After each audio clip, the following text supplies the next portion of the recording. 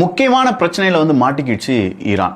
United Arab Emirates அவங்களுடைய தூதரக அதிகாரிகள், தூதரகத்தை நாங்கள் மூடுறோம், ஈரான் கூட இருக்கக்கூடிய அம்பாசிடர் உறவை முறிக்கிறோம், எங்களுடைய அம்பாசிடர் நாங்கள் திருப்பி கால்ஃபார் பண்ணுறோம் அப்படின்னு சொல்கிற ஒரு அறிவிப்பை கொடுத்துருக்காங்க.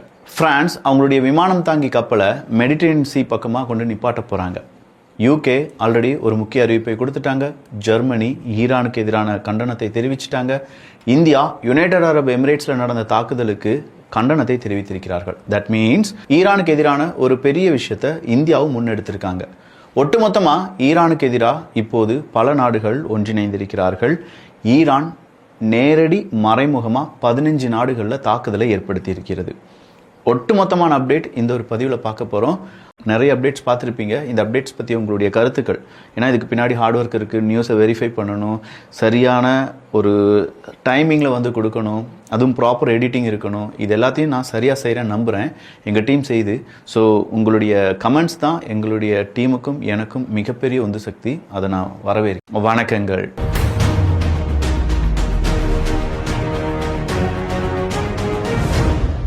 யுனைடெட் அரப் எமிரேட்ஸ் அப்படின்னு சொல்லக்கூடிய நாடு உண்மையிலேயே அரபு உலகத்தில் பல பிரச்சனைகள் வந்தாலும் சரி, எல்லாருக்குமே எப்பா நான் வந்து மீடியேட் பண்ணுறேன்ப்பா, நீ ஒன்றும் பிரச்சனை பயப்படாத அப்படின்னு சொல்லக்கூடிய ஒரு நாடாக இருந்த யுனைடெட் அரப் எமிரேட்ஸ் அவங்களுடைய ஸ்டாக் மார்க்கெட்டை 2 தினங்கள் நிப்பாட்டி வைக்கிறாங்க. மண்டே டியூஸ்டே எங்களுடைய ஸ்டாக் மார்க்கெட் இயங்காது அப்படின்னு சொல்கிறாங்க. காரணம் என்ன அப்படின்னு கேட்டால், ஈரான் தாக்குதல் நடத்திட்டாங்க. யுனைடெட் அரப் எமிரேட்ஸில் இருக்கக்கூடிய நிறைய ஃபாரின் அந்த இன்வெஸ்ட்மெண்ட்ஸ் எல்லாம் வெளியில் போகிறதுக்கான வாய்ப்புகள் இருக்குது. பொதுவாக இந்த மிடில் ஈஸ்ட் நாடுகள் பெட்ரோலை மட்டும் நம்பி இருக்கக்கூடாது, நம்ம வேறு ஏதாவது செய்யணும்னு சொல்லி சுற்றுலாவில் ஏகப்பட்ட இன்வெஸ்ட்மெண்ட்ஸ் அப்படிங்கிறத செஞ்சுருந்தாங்க. இப்போ இந்த சுற்றுலா அப்படிங்கிறதே பெரிய கனவாக மாறிடுச்சு. துபாய் உட்பட பல இடங்களில் தாக்குதலை நடத்தியிருந்தாங்க ஈரான். ஸோ எப்போ வேண்டுமானாலும் என்ன வேண்டுமானாலும் நிகழலாம். அரபுலக நாடுகள், குறிப்பாக மிடில் ஈஸ்டில் இருக்கக்கூடிய நாடுகள் சேஃப் கிடையாது அப்படிங்கிற ஒரு தாட் இப்போது வர தொடங்கியிருக்கு. அதனால தான் ஏகப்பட்ட பேர் அவங்களுடைய இன்வெஸ்ட்மெண்ட்ஸை காலி பண்ணுறதுக்கு ஸ்டாக் மார்க்கெட்டை யூஸ் பண்ணுவாங்க.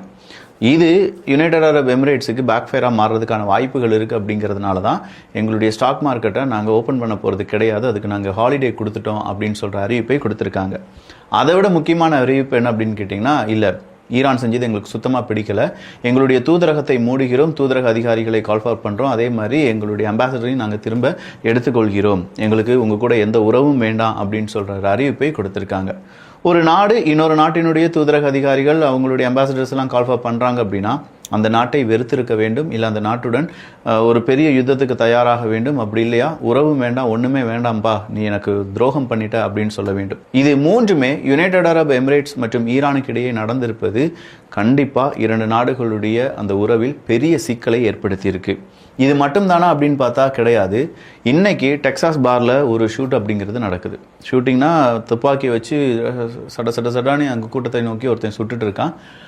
அவன் 3 பேரை கொண்டுட்டான், 2 பேரை கொண்டுட்டான். அவனை இப்போ போலீஸ் சுட்டு கொண்டுட்டாங்க. கிட்டத்தட்ட 14க்கும் அதிகமான நபர்களுக்கு காயம் ஏற்பட்டிருப்பதாக டெக்சாஸ்லேருந்து வரக்கூடிய செய்தி சொல்லுது. யார் அவன் அப்படின்னு சொல்கிற அவனுடைய புகைப்படம் எல்லாமே வெளியாகுது. ப்ராப்பர்ட்டி ஆஃப் அல்லாஹ் அப்படின்னு சொல்லி எழுதியிருக்கான் டிஷர்ட்டில். அதுக்கு கீழே ஈரானுடைய அந்த கொடி போட்ட இன்னொரு டிஷர்ட்டை போட்டிருந்திருக்கான். ஸோ இது வந்து ஒரு ரகசிய மெசேஜ் அப்படின்னு சொல்லலாம். ஈரானை பொறுத்த வரைக்கும் ப்ராக்சிஸ் அப்படிங்கிறவங்களும் அதே நேரத்தில் ஈரானை வர்ஷிப் பண்ணக்கூடிய நிறைய பேர் இருக்காங்க. ஈவன் நீங்கள் இன்றைக்கி சென்னையில் பார்த்துருப்பீங்க, நியூடெல்லியில் பார்த்துருப்பீங்க, இல்லை பாகிஸ்தானில் பார்த்துருப்பீங்க, ஜம்மு அண்ட் காஷ்மீரில் பார்த்துருப்பீங்க. ஏகப்பட்ட இடத்துல அயத்தலா கமேனி அவர்கள் கொல்லப்பட்டு விட்டார் அப்படின்னு சொன்னோடனே அவருக்கு இரங்கலை தெரிவிக்கும் விதமாகவும் அமெரிக்காவுக்கு கண்டனங்களை தெரிவிக்கும் விதமாகவும் பல இடங்களில் கண்டன ஆர்ப்பாட்டங்கள் அப்படிங்கிறது நடந்திருக்கும். சில இடங்களில் ஈவன் பாக்தாதை நீங்கள் எடுத்து பார்த்தீங்கன்னா அங்கே பெரிய சண்டையே நடந்துருச்சு. அங்கே இருக்கக்கூடிய காவல்துறை அதிகாரிகளுக்கும் ப்ரோ ஈரானியன் சப்போர்ட்டர்ஸ் அப்படின்னு சொல்லக்கூடியவங்களுக்கும் இடையே நடந்த அந்த தாக்குதல் பெரிய அளவு, நீங்கள் அந்த வீடியோலாம் பார்த்தீங்கன்னா என்னடா இப்படியா இருக்காங்க அப்படிங்கிற மாதிரி இருக்கும். ஸோ இந்த ஈரான் சப்போர்ட்டர்ஸ் அப்படின்னு சொல்கிறத விட ஈரான் நிறைய ப்ராக்சிஸை வளர்த்து விட்டாங்க அப்படின்னு சொல்லி பார்த்தோம் பார்த்தீங்களா. ஹமாஸ், ஹூத்திஸ், ஹிஸ்புல்லா, இப்படி நிறைய பேர் இருக்காங்க. நிறைய தீவிரவாத அமைப்பு அப்படின்னு சொல்லி பல நாடுகளால் சொல்லப்பட்ட அமைப்புகளும் இருக்காங்க. அப்போ இவங்களில் சில பேர் என்ன செய்யலாம், இப்போ அமெரிக்கா சார்பு இருக்கக்கூடிய நபர்கள், இஸ்ரேல் சார்பு இருக்கக்கூடிய நபர்கள் அவங்களுடைய ப்ராப்பர்ட்டியில் நாங்கள் எப்படி வேணாலும் அட்டாக் நடத்துவோம் அப்படின்னு சொன்னாங்கல்ல, அதே மாதிரியான அட்டாக் கண்டினியூஸாக நடத்துறதுக்கான வாய்ப்புகள் இருக்குது அப்படின்னு சொல்லப்படுது. ஸோ இது ஒரு சூசைடபிள் அட்டாக்காக இருக்கலாம், இல்லாட்டி இந்த மாதிரி துப்பாக்கி சூடாக இருக்கலாம். இப்போ ஒரு நபர் வெளியில் வந்திருக்காங்க, இதே மாதிரி பல நபர்கள் ஈரானுக்கு நான் சப்போர்ட் பண்ண போகிறேன், நான் செத்தாலும் பரவாயில்லை அப்படின்னு சொல்லி ஒவ்வொருத்தங்களும் களமிறங்க ஆரம்பிச்சிட்டாங்கன்னா என்ன ஆகும் அப்படிங்கிறத கொஞ்சம் யோசிச்சு பாருங்க. இதை தான் உலகம் மிகப்பெரிய ஒரு எச்சரிக்கையாக பார்த்து கொண்டிருந்தது. அது இப்போ டெக்சாஸில் ஃபஸ்ட்டாக நடந்திருக்கு என்பது ஒரு துக்கமான செய்தி தான். அவனை சுட்டுட்டாங்க, அவனை கொண்டுட்டாங்க அப்படின்னு சொல்லும்போதும் இந்த கோபம் பலருக்கும் இருக்க வாய்ப்புகள் இருக்குது. ஏன்னா நமக்கு பிடிச்ச ஒரு தலைவரை 2 நாடுகள் சேர்ந்து விடிய காலையில் 1 மணிக்கு நடத்தின தாக்குதலில் கொண்டுட்டாங்க அப்படின்னு சொல்கிறத நிறைய பேரால் அக்செப்ட் பண்ண முடியாது. ஸோ அப்படி அக்செப்ட் பண்ண முடியாதவங்க இந்த மாதிரியான ஒரு நிலைமைக்கு தள்ளப்பட்டு அவங்க ஒருவேளை மூளைச்சலவையும் செய்யப்பட்டார்கள் என்றால் பல நபர்களுக்கும் பல நாடுகளுக்கும் இது பெரும் பிரச்சனையாக மாறுவதற்கான வாய்ப்புகள் இருக்கிறது. ஈராக்ல இருக்கக்கூடிய அமெரிக்காவினுடைய ஒரு வேர் ஹவுஸ்ல இன்னைக்கு ஈரான் நடத்தின தாக்குதல், அங்க இருந்த பல அம்யூனிஷன்ஸ் அப்படிங்கிறது வெடிச்சு செகண்டரி அந்த எக்ஸ்ப்ளோஷன்ஸ் அப்படிங்கிறத நம்மளால பார்க்க முடியும். பொதுவாக ஒரு இடத்துல ஒரு மிசைல் வந்து விழுகுதுன்னா பிரைமரி எக்ஸ்ப்ளோஷன் அப்படிங்கிறது இருக்கும். அந்த இடத்துல நிறைய எக்ஸ்ப்ளோசிவ்ஸான ஐட்டம்ஸ் இருக்குது அப்படின்னா மறுபடியும் செகண்டரி எக்ஸ்ப்ளோஷன்ஸ் அப்படிங்கிறது இருக்கும். இப்போ ஈரானுடைய ட்ரோன் நடத்தின தாக்குதலில் செகண்டரி எக்ஸ்ப்ளோஷன்ஸ் அப்படிங்கிறது ரொம்ப ஹெவியாக இருந்துச்சு. ஸோ பிரைமரி எக்ஸ்ப்ளோஷனை விட ரொம்ப ஹெவியாக செகண்டரி எக்ஸ்ப்ளோஷன் இருந்ததுனால அது ஒரு அம்யூனேஷன்ஸ் டெப்போட் அப்படின்னு சொல்லலாம். இந்த அம்யூனேஷன் டிப்போ அப்படிங்கிறதுல குண்டு வெடிக்கப்பட்டதால் ஏகப்பட்ட லாசஸ் இப்போ அமெரிக்காவுக்கு உருவாகி இருக்கும் அப்படின்னு சொல்லப்படுது. ஆனால் அதே நேரத்தில் இன்னைக்கு இஸ்ரேலும் அமெரிக்காவும் சேர்ந்து ஐஆர்ஜிசியினுடைய ஹெட் குவார்ட்டர்ஸ், அங்கே இருக்கக்கூடிய இன்டெலிஜென்ஸ், அங்கே இன்டெலிஜென்ஸினுடைய முதல் தளம் இப்படின்னு சொல்கிற பல பில்டிங்கில் தாக்குதலை நடத்தியிருக்காங்க. ஈரானுடைய ப்ராட்காஸ்டிங், டிவி ப்ராட்காஸ்டிங்காக இருக்கட்டும், ரேடியோ ப்ராட்காஸ்டிங்காக இருக்கட்டும், அவங்களுடைய இன்டெலிஜென்ஸ் உட்காந்து வேலை செஞ்ச இடமா இருக்கட்டும், இதை பற்றி கம்ப்ளீட்டாக வீடியோவையும் வெளியில் விட்டுருக்காங்க இஸ்ரேல். அது மட்டும் இல்லாமல் 24 மணி நேரத்தில் ஆப்ரேஷன் எபிக் ஃபியூரியில் நாங்கள் என்னெல்லாம் செஞ்சோம் அப்படிங்கிறத அமெரிக்காவினுடைய சென்காம் இன்று ஒரு பிடிஎஃபாக ரிலீஸ் பண்ணியிருக்காங்க. இது எல்லாத்தையுமே நம்முடைய வாட்ஸ்அப் குரூப்பில் நான் ஷேர் பண்ணிட்டேன் ஆல்ரெடி. அதில் அவங்க சொல்லியிருக்கிற டீட்டெயில்ஸை நான் ஜஸ்ட் உங்களுக்காக வாசிச்சு காண்பிக்கிறேன். Operation launched 1:15 AM operation launch பண்ணியிருக்காங்க February 28. CENTCOM area of responsibility எந்த டார்கெட் அப்படின்னு கேட்டால் ஈரான், எத்தனை இடத்தை தாக்குனீங்க அப்படின்னு கேட்டால் 1000க்கும் அதிகமான இடங்கள், என்னென்ன அசட்ஸ் அப்படிங்கிறத அவங்க யூஸ் பண்ணாங்க, அமெரிக்கா யூஸ் பண்ணாங்க அப்படின்னா B-2 stealth bomber, Lucas drones, Patriot interceptor missile system, THAAD anti ballistics missile system, F-18 fighter jet, F-16 fighter jet, F-22 fighter jet, A-10 attack jets, F-35 stealth fighter, EA-18G electronic attack aircraft, airborne early warning and control aircraft, airborne communication relay, P-8 Maritime Patrol Aircraft, RC-135 MQ-9 Reapers, M-142 High Mobility Artillery Rocket System. அதே மாதிரி nuclear powered aircraft carriers, guided missile destroyers, counter drone system, refuelling tanker aircraft, refuelling ships, C-17 globemaster cargo aircraft, C-130 cargo aircraft. இதெல்லாம் America பயன்படுத்தின அவங்களுடைய ஆயுதங்கள் plus அவங்களுடைய fighter jet. என்னெல்லாம் டார்கெட்டை இவங்க அச்சீவ் பண்ணாங்க அப்படின்னு சொன்னால் கமாண்ட் அண்ட் கண்ட்ரோல் சென்டர்ஸ் கம்ப்ளீட்டாக நாங்கள் காலி பண்ணிட்டோம்னு சொல்லியிருக்காங்க. ஐஆர்ஜிசி ஜாயிண்ட் ஹெட் குவார்ட்டர்ஸை நாங்கள் காலி பண்ணிட்டோம்னு சொல்லியிருக்காங்க.